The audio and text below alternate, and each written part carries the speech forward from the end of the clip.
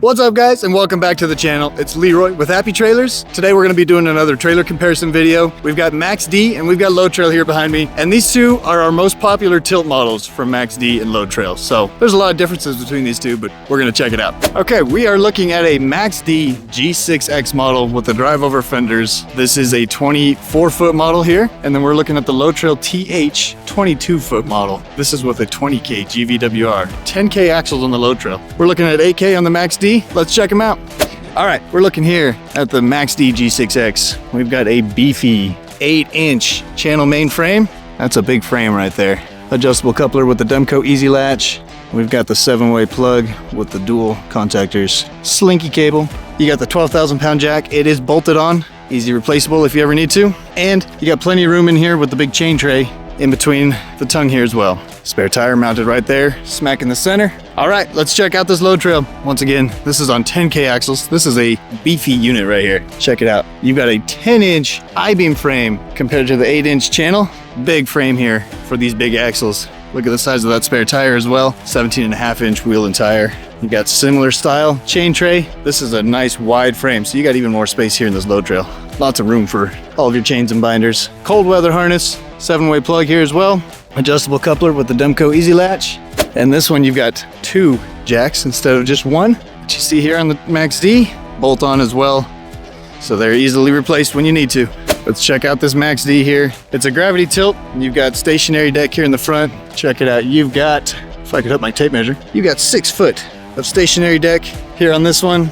And this is 24 foot long, which means you've got an 18-foot gravity tilt section. Generally on trailers, you're gonna see a 16-foot gravity tilt section. MAXX-D makes it just a little bit longer. You've got this extra 2 foot here to make this knife edge tail in the back and a really nice gradual load angle. So super nice right there.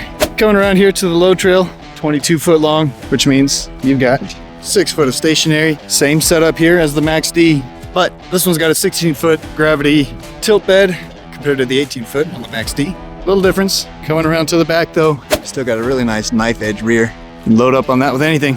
Coming back around to the MAXX-D, it's got the drive over fenders, which means it's full width. You got 102 inches outside to outside edge, 101 right here on the fender. But in between the fenders, you still got a standard 83-inch width in between the fenders right here. Looking here at the Load Trail, it's not the super wide drive over fender version, which means you're gonna have standard 83 inches wide.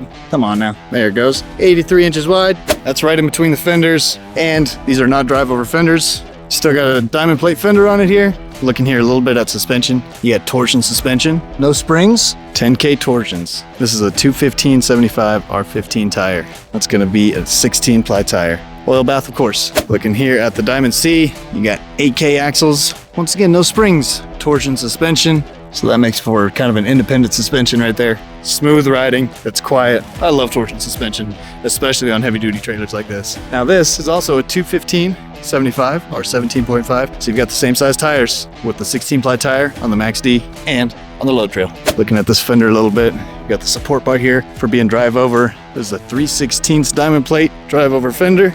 One thing to look at with the MAXX-D here, no winch plate, and on the Load Trail you do have this winch plate, cut out holes already, so that's something that's super handy on the Load Trail to be able to have a winch ready to go. It's also got the winch roller here then too. Let's tilt these so we can see what's going on underneath. Safety pin there. Lock is released, and then you've got a valve right here too. This would be closed, this is open. So I should be able to stand on the back now, get this thing tilted. Thanks, Ronnie. All right, as it gets tilted here, you can see the gravity cylinder. Got a little reservoir right there for the hydraulic fluid.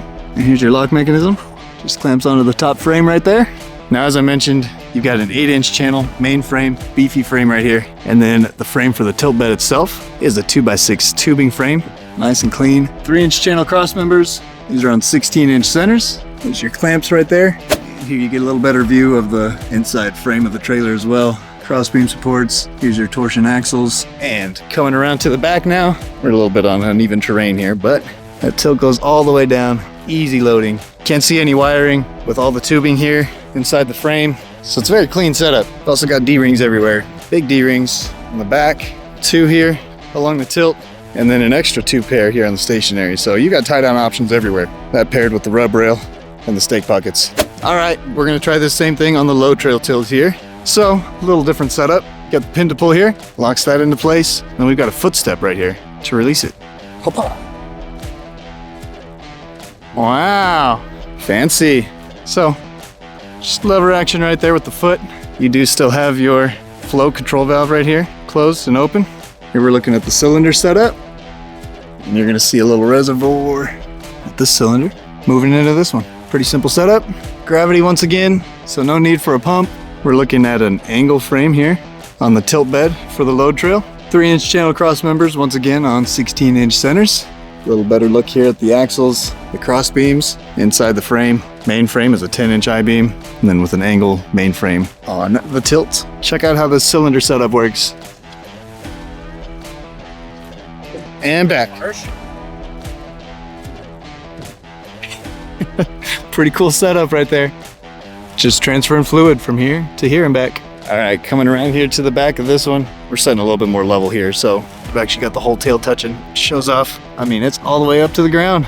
Easy load angle right there. Got your lights poking out there for the tail lights. We've also got D-rings here in the back, a pair of D-rings here in between the fenders and towards the front of the tilt bed. Plus you've got an extra pair of D-rings here on the stationary portion. So you've got some more D-rings on the MAXX-D compared to the load trail, but still plenty of tie-down options. And you still have the full rub rail, stake pockets. This one even has some pipe spools. All right, let's check out these VIN stickers. So as you can see here on the load trail trailer, you've got 10,000 pound axles and a GVWR of 20,000 pounds right here. It's got right here on the VIN sticker as well, the empty trailer weight, 5,100 pounds. So that means you've got a remaining payload of about 14,900 pounds. Lots of payload on this trailer. All right, looking at the MAXX-D trailer here, you've got 8,000 pound axles with a GVWR here at 16,000 pounds. Now this trailer empty weighs about 4,800 pounds, so that leaves a remaining payload of about 11,800 pounds if I'm doing my math right. So that gives you about an extra 4,000 pounds of payload on this load trail compared to the MAXX-D. Once again, it is a heavier frame, 10K axles compared to 8K axles. All right, let's talk cost on these two bad boys. Looking at the load trail on the 10,000 pound axles, 22 foot long, this trailer comes in with a price at $16,900. Looking at the MAXX-D, this is the 24 footer with the 8,000 pound axles, the drive over fenders. This one rings in at $13,300. So we're looking, that's a difference of about $3,600 in price. Heavier payload, you've got about 4,000 pounds more payload on the load trail compared to the MAXX-D, so almost $1,000 per 1,000 pounds of payload. Is it worth it to you? What do you think of these features? Let me know if you're using one of these, what you like and don't like about them. Thanks for watching. We'll see you for the next one.